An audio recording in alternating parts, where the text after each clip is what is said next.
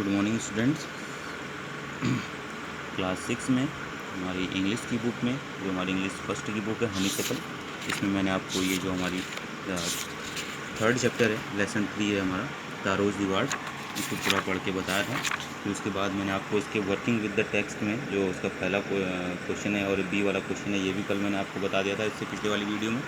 ठीक है, आज हम देखेंगे इसका वर्किंग विद द लैंग्वेज। ठीक है, ये मैंने कुछ क्वेश्चंस बुक में किए हुए हैं और कुछ जो है कॉपी में किए हैं, तो दोनों ही की इमेज मैं आपको भेज दूंगा। और इमेज को देखने से पहले आप वीडियो को ज़रूर देखें ताकि आपको समझ में आ जाए कि कैसे जो है हमने अपनी फेयर कॉपी में इंग्लिश फर्स्ट की कॉपी में कैसे काम करना है करके। ठीक है, तो वर्किंग विद द लैंग्वेज में ए वाला देखते हैं हमारा। Strike off the words in the box below that are not suitable. ठीक है, यानी कि ये जो बॉक्स दिया गया है इसमें से जो शब्द मेल नहीं खाते हैं उनको आपने छोड़ना है। ठीक है, जो हमारा ये सेंटेंस दिया गया है इसमें जो मेल खाने वाले वर्ड्स हैं सिर्फ उनको ही इसके आगे इसमें से इस बॉक्स में से जो है सिर्फ जो वर्ड्स जो है सेंटेंस से मैच खा रहे हैं उन्हीं को ही जो है इस बॉक्स से छांट करके इसके जस्ट आगे से लिख लेना है। ठीक है, जैसे है Taro wanted to give his old parents everything they needed, this shows that he was. Taro अपने बूढ़े माता पिता को सब कुछ देना चाहता था जिनकी उन्हें ज़रूरत थी। तो यह प्रदर्शित करता है कि तारो तो क्या तो इसमें बहुत सारे विचार दिए गए हैं, उसके लिए वर्ड्स दिए गए हैं इस बॉक्स के अंदर। तो आंसर के लिए मैंने अलग से लिखे भी हैं इनका जो आंसर है, क्योंकि वह थॉटफुल, विचारशील, लविंग यानी कि अपने माता पिता से प्रेम करने वाला, और कंसैडरेट यानी कि अपने माता पिता के प्रति प्रतिबद्ध। ठीक है, तो ये जो हैं तीन जो हैं इसके लिए वर्ड्स सूटेबल हैं, तो वह मैंने जस्ट उसके लिए आंसर उसके आगे से लिखा हुआ है। आप लोग इसको पूरा नोट कीजिएगा, इसको यहाँ से यहाँ तक, और उसके बाद जैसे ही वॉज दिया गया है तो जस्ट इसके आगे से जो है आप में थॉटफुल, लविंग और कंसैडरेट इसके आगे से आप लिख लेंगे। ठीक है, फिर हमारा बी वाला क्वेश्चन आया वर्किंग विद द लैंग्वेज का। ठीक है, इसमें आपको जो दिए गए हैं ये सेंटेंस है, इसमें जो सही सेंटेंस है उसमें आपने टिक लगाना है। ये दो दिए गए हैं हमको। ठीक है, तो बी का फर्स्ट है हमारा this made taro sadder then ever. और यह जो है तारो को और ज़्यादा दुखी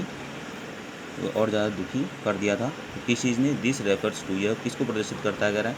पहला है a strong wind that began to blow, एक तेज़ हवा का झोंका आया, उससे जो है बहुत दुखी था तारो। दूसरा ऑप्शन है तारोज फादर्स ओल्ड एज, तारो के पिता की जो है जो बूढ़ी अवस्था थी उसने उसे परेशान किया था। या तीसरा जो है Taro's inability to buy expensive sake for his father, यानी कि तारो असक्षम था अपने पिता के लिए उस महंगे पेय पदार्थ को लेने में। तो इसमें जो तीसरा वाला ऑप्शन है हमारा वो ठीक है, तो इसमें मैंने टिक कर रखा। आप लोग भी इस तरह से उतार करके इसमें टिक लगा लीजिएगा, जैसे लिखा मार्क द राइट देम करके। ठीक है, ये भी मार्क द सेकंड वाला है, ये भी सेम उसी टाइप का है, इसमें भी हमने मार्क करना है राइट आंसर पे। तो इसमें हमारा second this set the emperor who was to encourage all children to honour and obey their parents, this refers to, यह किसके लिए जो है उस शासक ने कहा था, या किसके लिए जो है ये शब्द है, ये वाक्य है मतलब। तो इसमें ऑप्शन दिए गए हैं the most beautiful fountain in the city, उसने जो है जो प्यारा सा झरना था शहर में उसके लिए कहा। या rewarding taro with gold and giving the fountain his name, और तारो को उसने बहुत सारा इनाम दिया सोने के तौर पे और फाउंटेन का नाम उसके नाम पर रखा। या तीसरा sending for Taro to hear his story, यानी कि उसने जो है ऐसा इसलिए जो है इनकरेज करने के लिए जो है इसलिए कहा ताकि उसने जो तारो की जो स्टोरी थी उसको सुन करके उसने ऐसा मतलब भेजा। तो हमारा जो तीसरा ऑप्शन है इसमें वो वाला राइट ऑप्शन है, तो इसमें हमने टिक कर लेंगे इस तरह से। ठीक है, फिर हमारा सी वाला क्वेश्चन आया arrange the words below in pairs and that rhyme. ठीक है, ऐसे एग्जाम्पल भी दिए गए हैं, इसमें दो के एग्जाम्पल दिया, देखो यंग का लंग और मनी का सनी। ठीक है, दो के हमको दिए गए हैं, ये मैंने कॉपी में भी नोट करे हैं, यहाँ से आप देख सकते हैं। ठीक है, तो इस तरह से जो राइमिंग वर्ड्स हैं उनको एक दूसरे के सामने उतारना है हमको। ये बॉक्स में जैसे दिए हुए हैं, पहले आप एक क्वेश्चन उतार लीजिएगा। ठीक है, तो बॉक्स में जैसे दिए गए उनको भी उतार लीजिएगा। फिर उसके बाद आंसर के लिए जैसे मैंने बनाया है इस तरह से आप सेम ऐसे इसको नोट कीजिएगा।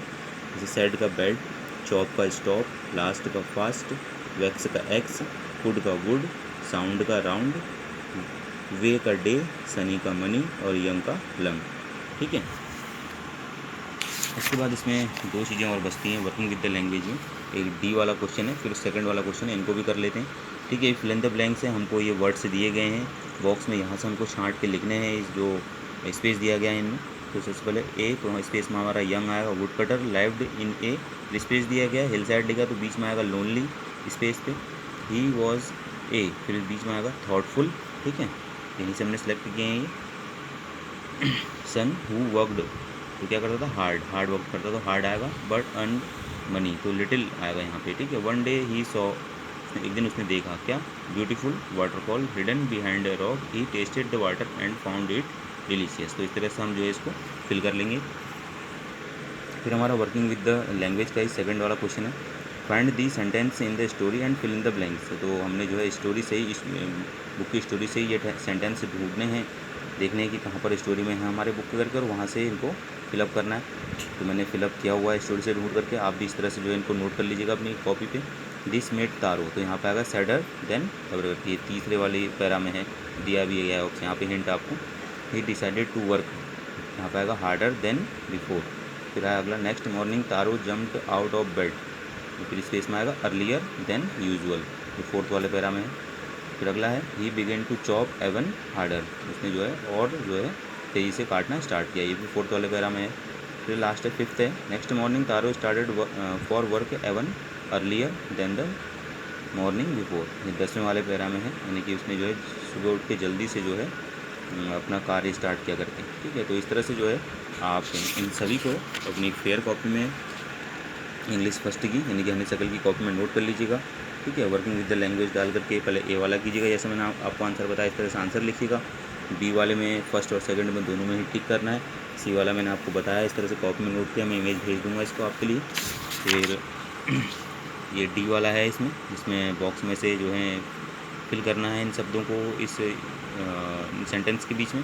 ठीक है, फिर सेकंड वाला है, इसमें भी जो है स्टोरी के जो ये सेंटेंसेस हैं इनको जो है स्टोरी से देख के पूरा करना है। मैंने फिल किया तो आप यहीं से इनको अपनी कॉपी पे नोट कर लीजिएगा। ठीक है, तो इस तरह से ये यहाँ पर हमारा ये चैप्टर कंप्लीट हो जाएगा।